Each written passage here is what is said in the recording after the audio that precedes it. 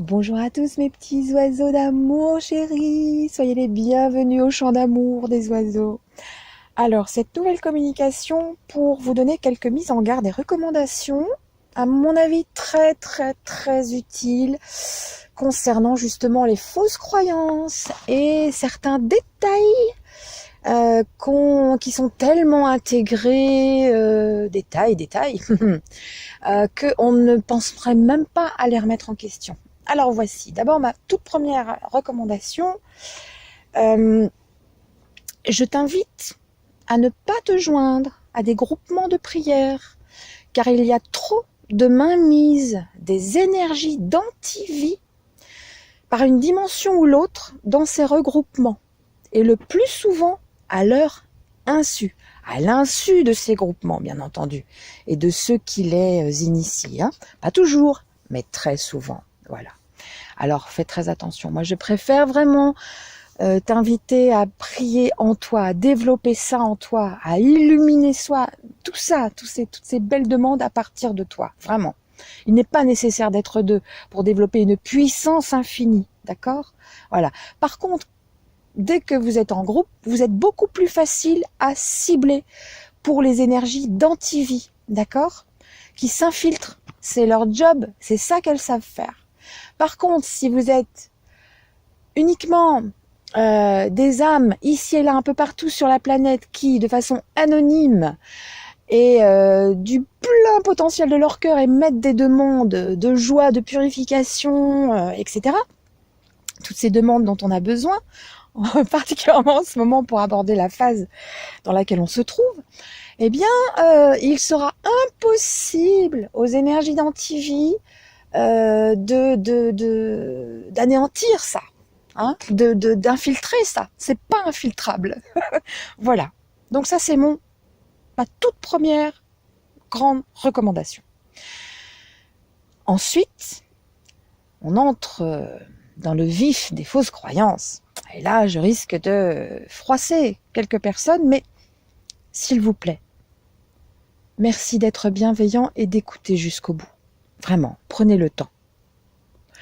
Donc, attention de ne pas faire tes demandes à ou face ou vers une croix. La croix, ça fige. Une croix simple, c'est la mort.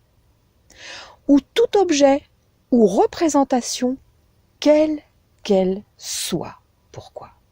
Car ton âme se focalise sur cette représentation ou objet, et non sur le but, la destination, l'objet réel de ta demande.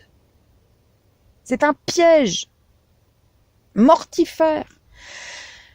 Donc, ton énergie créatrice est déviée à agir dans le vide au lieu d'agir concrètement là et où tu le désires vraiment. Deuxième point. Maintenant le troisième. Il s'agit aussi de ne pas lier ton âme à des représentations extérieures qui induisent ton flux d'énergie vitale vers l'antivie. Exemple, la croix de crucifixion et ou des représentations de personnages illustres, quels qu'ils soient. Ton âme doit aller à destination et non demander à des représentations. C'est du faux. Et cela dirige ton âme dessus et non vers son but réel. Et tout autant, libère ton âme et ton esprit de ces attachements à ces objets et les craintes qui y sont associées. Vraiment important de purifier tout ça.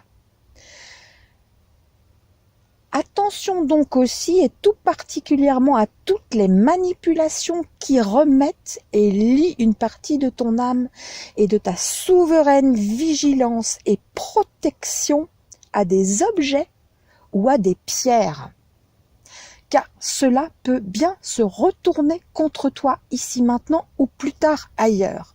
La loi du miroir va bientôt se fixer pour cette temporalité-ci, donc je t'invite à purifier tous ces objets auxquels tu t'es lié, à qui tu as remis une partie de ce qui t'appartient et qui est de ta souveraine attention au présent et de ta souveraine émotion. Donc, et de les purifier totalement et ensuite de leur rendre leur liberté avec respect et bienveillance. Sois bien attentif à être présent, 4e point, dans ta demande et ne pas te mettre en état d'auto-hypnose. Parce que là,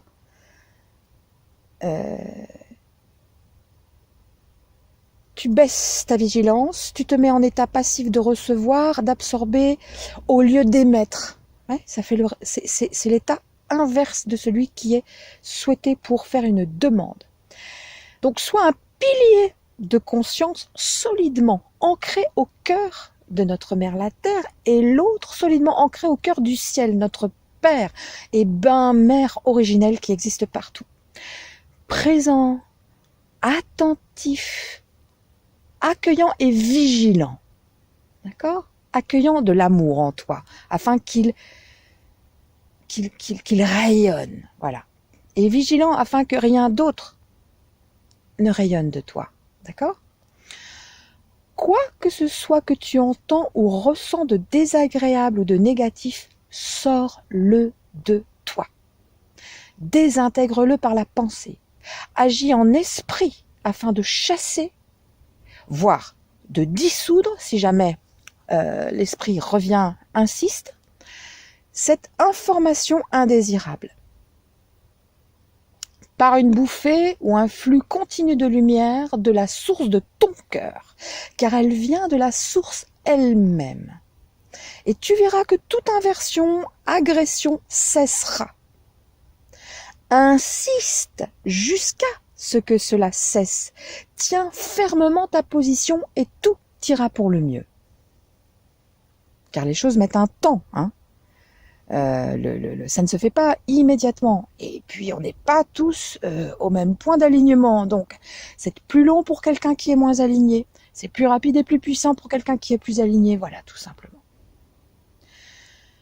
5. Prends le soin de bien peser chaque mot, de lui laisser le temps de s'imprimer dans le flux énergétique général et de prononcer les mots à haute voix, fermement, en y associant toute la puissance de l'amour et de la lumière, autant que possible. Et puis, dernier point, à toi de voir ce que tu en penses, bien entendu, et comme pour tout le reste, évidemment. Mais voilà, ce dernier point m'est venu à l'esprit.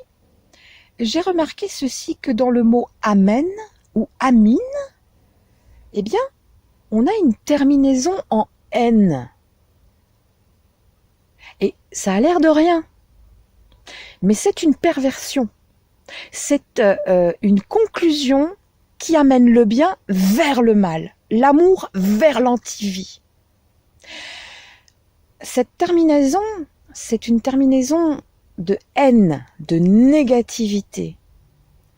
Chaque lettre est un symbole énergétique et a sa propre force énergétique. Et donc ici, ça rigole pas. Et on nous fait dire ce mot-là constamment. Alors, tout dépend de l'alignement, évidemment, de sa qualité, de son état, et donc de la puissance et de l'intégrité de votre cœur. Ça peut ne pas, en effet, incarner les forces du néant, ou ça peut les équilibrer, mais alors surtout, donc, évitez de le faire, quoi, tout simplement. C'est la précaution par excellence. Donc, ce que je vous recommande, c'est de choisir plutôt de finir vos demandes par « cela est » ou alors « ainsi soit-il », c'est très bien aussi, ou encore, comme dans la méthode d'état d'union que je vous recommande, simplement dire le A et le M. Et c'est tout. pas plus. C'est-à-dire le A dans votre souffle d'expiration, la demande matérielle monte vers le Père, et M dans l'expiration, c'est-à-dire... Non, l'inspiration, alors, je me trompe, c'est pas évident. Le A doit monter de la terre vers le ciel, donc c'est l'expiration qui monte, voilà. Ah. Et puis, le M, c'est l'énergie bénéfique du Père qui descend et qui s'incarne, qui va incarner ce que vous venez de demander. Donc, dans l'inspiration, voilà. Donc, voilà. Et gardez-vous bien de dire le M, ok? Juste le A et le M, parfaitement comme ça, voilà. Car il me semble prudent de prêter attention aux détails que l'on prend pour acquis et qui pourraient désorienter le flux, voire l'annuler, voire le pervertir, ok, de votre énergie créatrice. Merci de ton écoute.